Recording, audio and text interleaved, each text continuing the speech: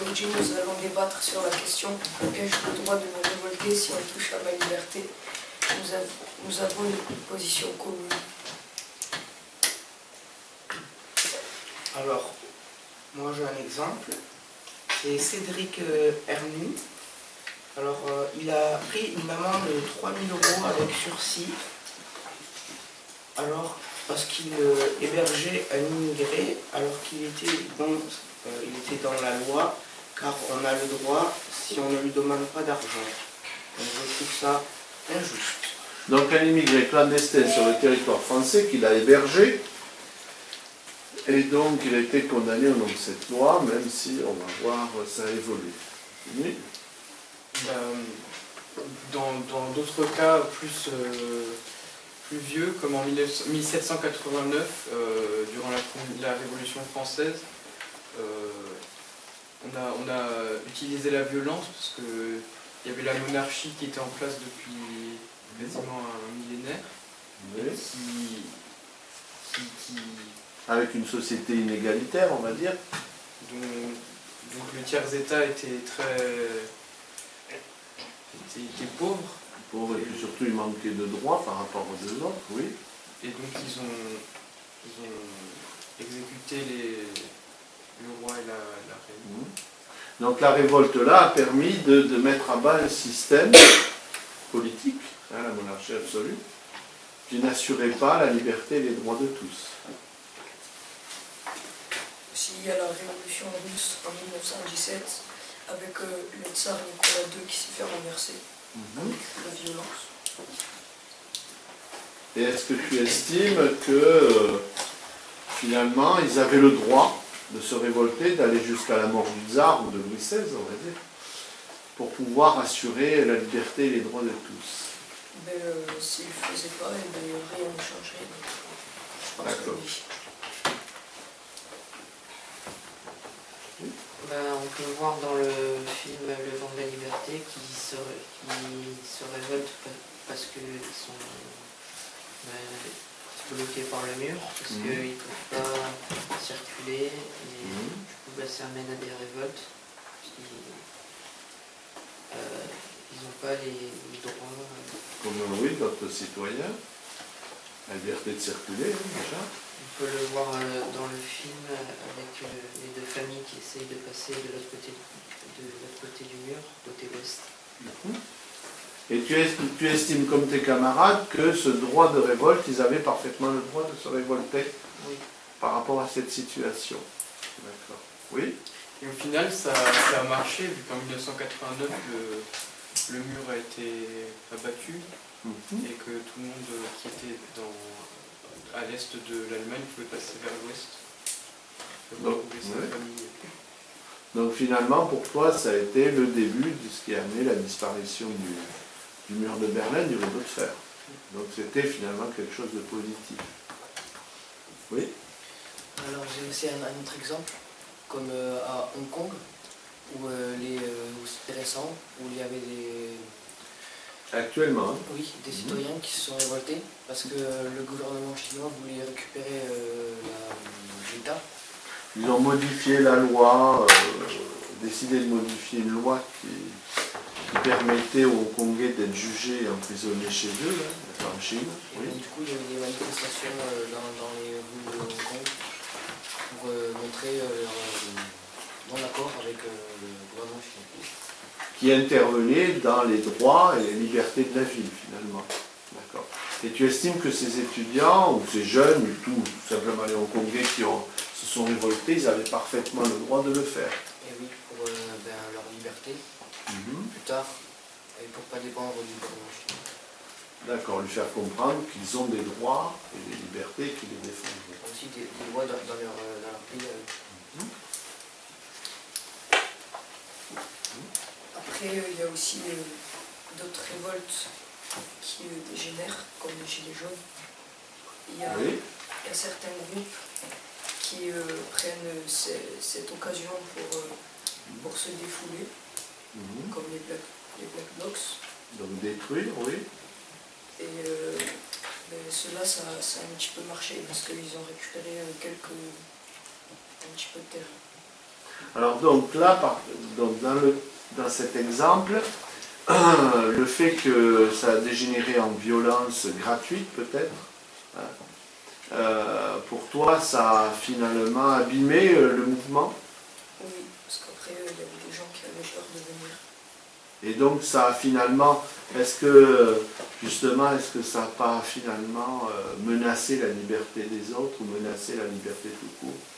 Mais aussi, ça a menacé la liberté. D'accord. Donc là pour toi, dans cet exemple précis, la violence, tu cites un groupe, le Black Bloc, a amené finalement à abîmer, réduire le mouvement de manifestants. Hein. D'accord. Moi je trouve que ça allait trop loin, les gilets jaunes, parce on a vu aussi des gens qui sortaient dans la rue, qui ne manifestaient pas du tout, et qui étaient agressés par la police. Il y en a même qui ont perdu des yeux à cause des flashballs, ou qui sont pris des coups de matraque, donc c'est allé beaucoup trop loin, juste pour les gilets jaunes. Et aussi on le retrouve c'est un peu la suite en ce moment avec les manifestations pour la retraite. Et donc, je ne sais pas comment ça va continuer. Mais en tout cas, ça va trop loin. Donc tu penses que là, on va trop loin, on est dans un mouvement qui oublie son objectif, et c'est de la violence et de la destruction qui fait des deux côtés. La violence finalement, la violence pour toi, ça abîme ces mouvements de protestation. Il y en a aussi qui se servent des gilets jaunes juste pour détruire des biens et qui en fait ça ne leur intéresse pas du tout les manifestations. Ils se servent juste de ce prétexte pour faire... D'accord. Ils ne sont pas dans l'objectif d'une lutte avec un objectif politique ou social. C'est la destruction, la violence. D'accord. Il y en a un qui en a profité pour essayer de casser une porte avec une pelleteuse d'un ministre. Oui, d'un ministère, pour a priori capturer le ministre qui était à l'intérieur. Donc ce genre d'acte de violence, c'est disproportionné. C'est disproportionné et finalement ça abîme le mouvement de protestation. Oui. Moi je pense que les Black Blocs c'était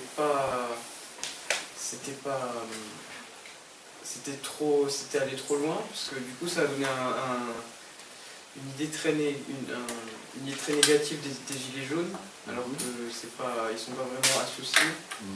Alors, ils sont allés jusqu'à détruire des monuments historiques de France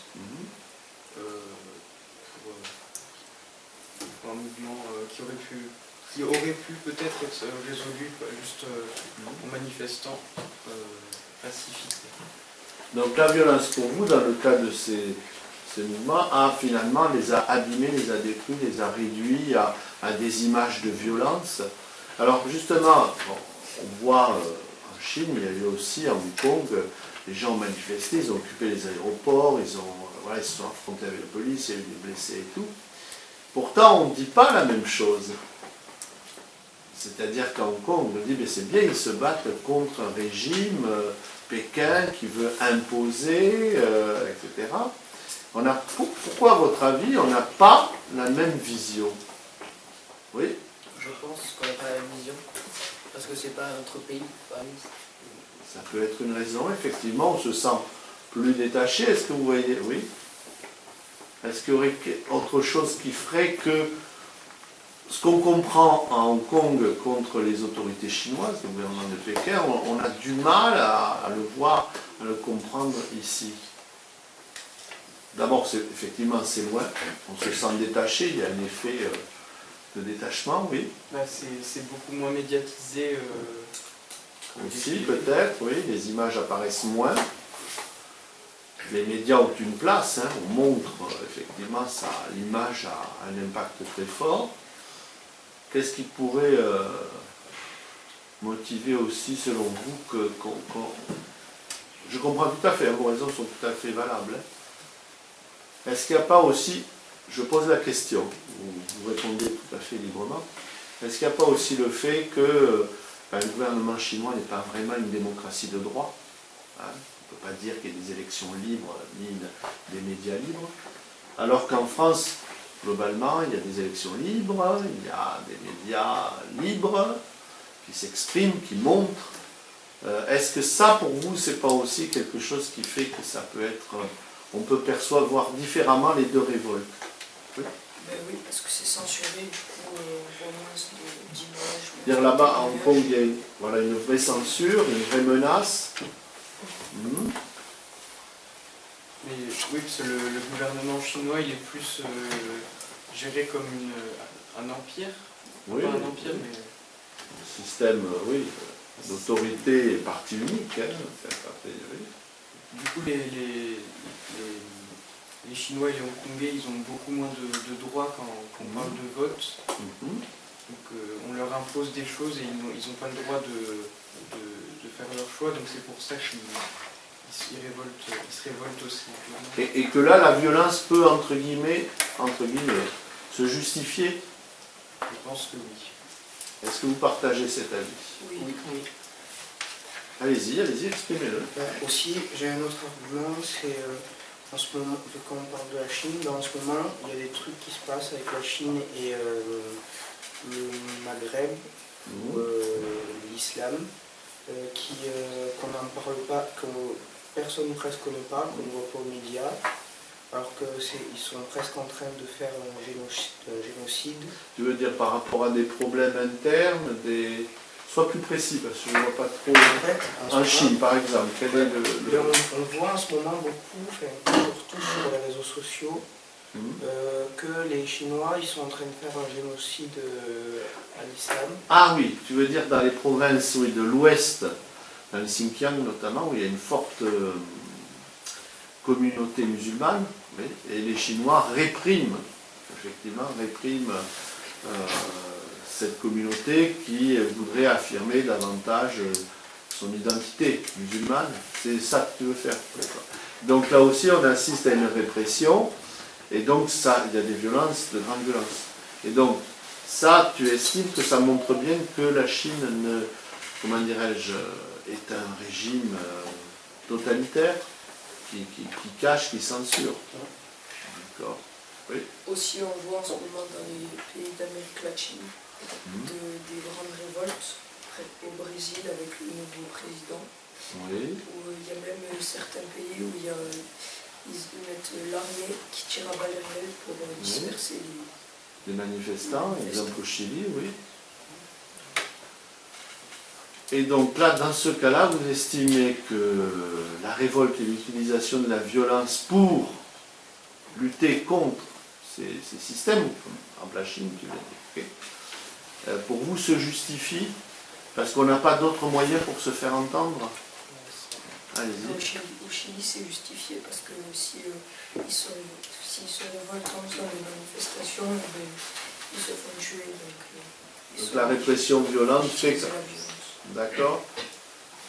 Et vous pensez que finalement cette absence, je pose la question, cette absence de moyens de s'exprimer librement, d'élire librement, est-ce que pour vous ça génère finalement des révoltes violentes?